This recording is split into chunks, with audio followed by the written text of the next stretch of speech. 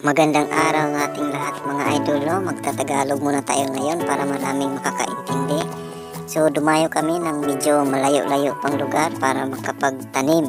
So taniman na, hindi na ito maglilinis ng pilapil. So bago kami nagsimula ay naghakot muna kami ng mga ang tawag dito sa amin dapog. Hindi ko alam kung anong tawag yun sa inyo. So at ito po ay pakyawan. At hindi na po ito arawan.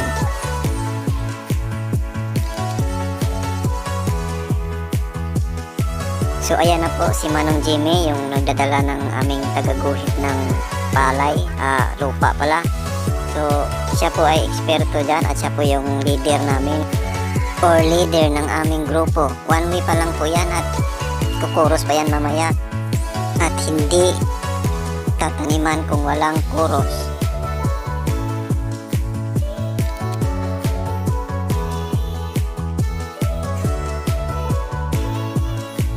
At ito po yung kanal nila dito, sobrang lakas po ng tubig at makunti lang silang gumagamit kaya busog sa tubig ang kanilang mga palay. Ang problema lang po dito, pag umulan, umapaw, babaha talaga sa kanilang mga palayan. So dito nagsisimula na pala tayong magtanim. Maninibago tayo ngayon kasi 6 na buwan mula nung huli tayong nakapagtanim.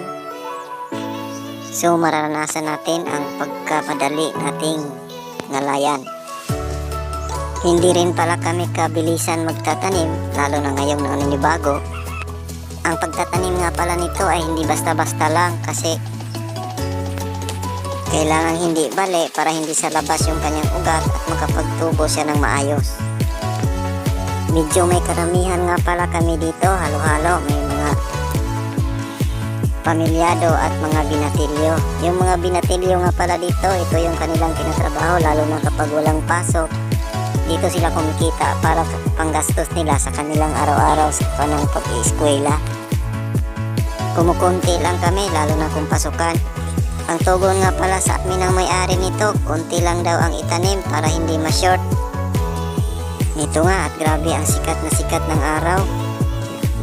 Pero kahit sa ganon, masaya naman kami kasi nagkukulitan kami sa sobrang dami namin.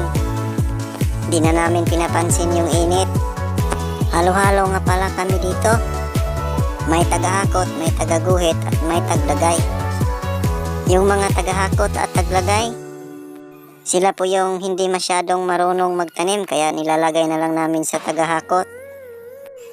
Yung tagaguhit naman po, marunong silang magtanim. Pero sila po yung pinaka-eksperto sa pagguhit kaya sila ang naatasan naming magguhit. Kailangan talaga ng guhit yung isang palayan kasi kung walang guhit yan, kung saan-saan ka na lang napupunta. Kailangan rin yung guhit para hindi madaya yung tanim. Yung sukat nga pala ng guhit namin pagpakyawan ay nasa 8 at 9.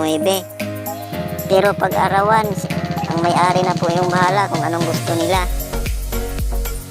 Mahigit sa kalahating ektarya nga pala itong tinanim na namin. Pero sobrang dami namin, mukhang maaga itong matatapos.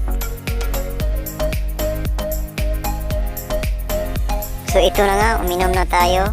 Kasi nauuhaw na tayo. Ito pa rin yung gamit natin. Nasa baba yung link niyan.